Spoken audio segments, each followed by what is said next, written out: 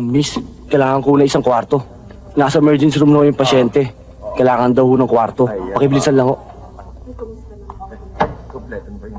Pumunta na lang tayo sa clinic namin.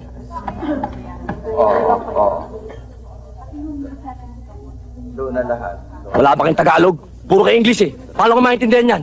Mamaya, madimanda pa ako dyan eh. Ang mabuti pa, tanongin nyo lang kung gusto nyo malaman. Sasabihin ko na lang sa inyo.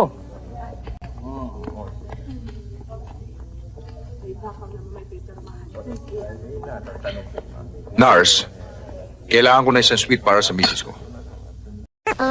Wala ka rin lamang kasama.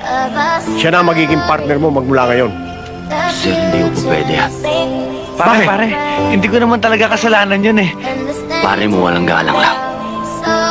Pero wala naman talaga ako kasalanan Pare dun mo walang galang lang.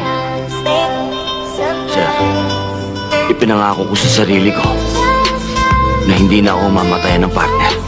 At kung magkakapartner man ako ulit, sisiguraduhin kong ako muna ang mamatay. Sir, kilala ko ito eh. Pag ito ay binigay niyo sa akin, matutupad ang pangako ko. Umamatay ako kaagad.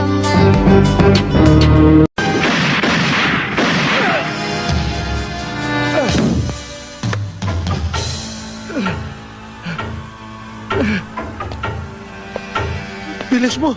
Saan ka nagaling? Sa utot mo. Hindi naman ako mutot ah. Mahaba na yata yung tinakbo mo ah. Mukhang pagod na pagod ka na. Rest in peace ka na.